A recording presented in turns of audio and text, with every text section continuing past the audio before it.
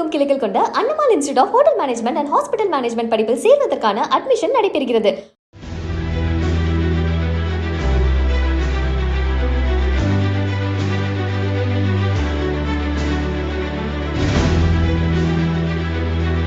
கன்னியாகுமரி மாவட்டம் கருங்கல் அருகே உள்ள மத்தையோடு படுவூர் கிராமத்தைச் சேர்ந்தவர் பபிதா நித்ய செல்வி. 39 வயதான இவருக்கும் வட்டம் பகுதியைச் சேர்ந்த 46 வயதான டார்வின் என்பவருக்கும் கடந்த 10 ஆண்டுகளுக்கு முன்பு திருமணம் நடந்தது. பபிதா நித்ய செல்வி வசதியான குடும்பத்தைச் சேர்ந்தவர் மட்டுமல்லாமல் சற்று உடல்நலம் பாதிக்கப்பட்டவர் என்பதால் பெற்றோர் தங்களது மகளுக்கு தங்கள் ஊரிலேயே புதிய வீடு கட்டி கொடுத்து டார்வினை வீட்டோடு மாப்பிள்ளையாக்கியதாக கூறப்படுகிறது.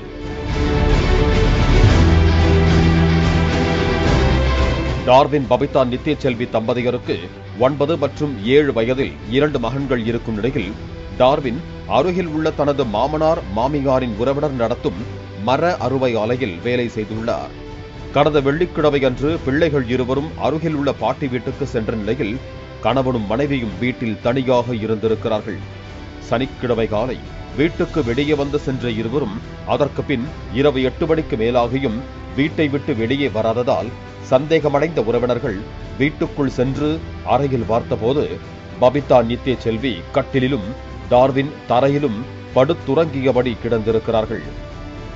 பபிதா நித்ய செல்வி தாலி சங்கிலி மற்றும் செல்போன் அருகில் உள்ள ஜன்னல் சுவற்றில் இருந்ததோடு அவரது கழுத்தில் இரத்த காயமும் இருந்ததால் உறவினர்கள் அருகில் சென்று பார்த்தபோது அவர் மூச்சு இல்லாமல் கிடந்ததால் அதிர்ச்சியடைந்தனர். இதற்கிடையே உறவினர்கள் பதறியடித்துக் கொண்டு ஓடி வந்த சப்தம் கேட்டு எழும்பிய டார்வின் மனைவியின் சடலத்தின் அருகே சென்று அமர்ந்துள்ளார். எங்க புள்ளைய என்னடா செஞ்ச என அவரிடம் உறவினர்கள் கதறியபடி விசாரித்த போதுதான் அவளை நான் தான் டவலால கழுத்தை நெரிச்சு கொலை செஞ்சேன் என ஆக்ரோஷம் அடங்காமல் கூறிவிட்டு அப்படியே அமர்ந்திருக்கிறார் டார்வின். இதனால் அதிர்ச்சி அடைந்த உறவினர்கள் கருங்கல் போலீசாருக்கு தகவல் கொடுத்திருக்கிறார்கள்.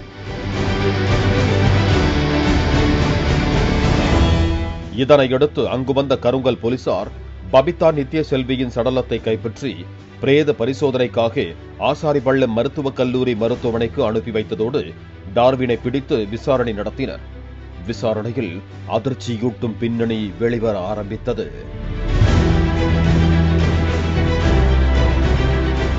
விசாரணையில் குடிப்பழக்கத்திற்கு அடிமையான தனக்கு வீட்டோடு மாப்பிள்ளை என்பதால் உறவினர்கள் மத்தியிலும் ஊரார் மத்தியிலும் உரிய மரியாதை இல்லை. என்னை வந்தேரி என மனைவியின் குடும்பத்தார் தொடர்ந்து வசைபாடி அவமானப்படுத்தினார்கள். அதனால் ஆத்திரத்தில் இருந்த நான் இன்று குடிபோதையில் மனைவியின் தாலிச் சங்கிலியை கடற்றி வைத்துவிட்டு டவலால் கழுத்தை நெரித்து கொலை செய்ததாகவும், கொலை செய்த பிறகு சடலத்தை என்ன செய்வது என்று தெரியாமல் சடலத்தின் அருகில் தரையில் கிடந்து உறங்கினேன் என அதிர்ச்சி தகவலை கூறியுள்ளார். இதனையடுத்து டார்வின் மீது கொலை வழக்கு பதிவு செய்த கருங்கல் போலீசார் அவரை கைது செய்து காவல் நிலையம் அழைத்துச் சென்று தொடர் விசாரணை மேற்கொண்டு வருகிறார்கள்.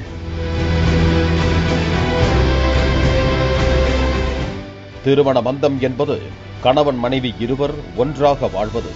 ஆனால் வழக்கம், கலாச்சாரம் என்கிற பெயரில் கணவரது பெற்றோர் வாழும் வீட்டில் மனைவி வந்து வாழ வேண்டிய சூழல்தான் தொடர்கிறது. ஒவ்வொரு பெண்ணும் தன்னை பெற்று வளர்த்த பெற்றோரை பிரிந்து கணவரின் பெற்றோர் வசிக்கும் வீட்டில் மனைவியாக வாழ்கிறார்கள். அப்போதெல்லாம் வீட்டோடு மணமகள் என பெண்களை யாரும் இழிவுபடுத்துவதில்லை. அவர்களும் இதை இழிவாக நினைப்பது இல்லை.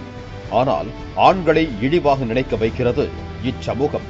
அதுவும் வீட்டோடு மாப்பிள்ளை என்று இழிவுபடுத்தும் இச்சமூகம் இப்போது ஒரு உயிரையே பறிக்க காரணமாக இருந்திருக்கிறது.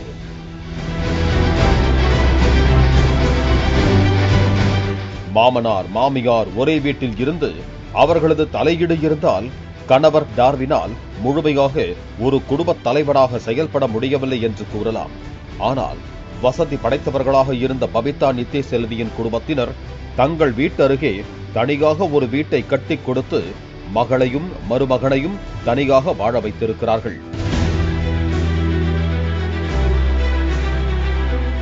அப்படி பார்த்தால் இதை வீட்டோடு மாப்பிள்ளை என்று கூட சொல்ல முடியாது. அதேபோல வீட்டோடு மாப்பிள்ளையாக இருப்பதை இழிவாக கருதும் டார்வின் குடிக்கு அடிமையாகாமல் குடியை நிறுத்திவிட்டு நன்றாக உழைத்து தனது மனைவி குழந்தைகளை தனியாக வீடு எடுத்து தங்கியிருக்க வேண்டும். ஊருக்குள் 4 பேர் 4 விதமாக பேசும் அந்த 4 பேர் மாமனார் மாமியாரின் விருந்தை சாப்பிட்டு வந்தவரை வீட்டோடு மாப்பிள்ளை என உசுப்பேற்றி அவமானப்படுத்தி அவரது மனைவியையே கொலை செய்யும் அளவுக்கு கொண்டு சென்று இப்போது அரசாங்க மாமியார் வீட்டில் களிதிங்க வைத்து விட்டார்கள். இழப்பு யாருக்கு என கேள்வி எழுப்புகிறார்கள் சமூக ஆர்வலர்கள். பாலிமர் செய்திகளுக்காக கன்னியாகுமரி செய்தியாளர் கண்ணன். தமிழகம் எங்கும் கிளைகள் கொண்ட Annamal institute of hotel management and hospital management படிப்பில் சேர்வதற்கான அட்மிஷன் நடைபெறுகிறது. பிளே ஸ்டோர் மற்றும் ஆப் ஸ்டோரில் இருந்து பாலிமர் செயலியை QR கோடு மூலம் பதிவிறக்கம் செய்யுங்கள்.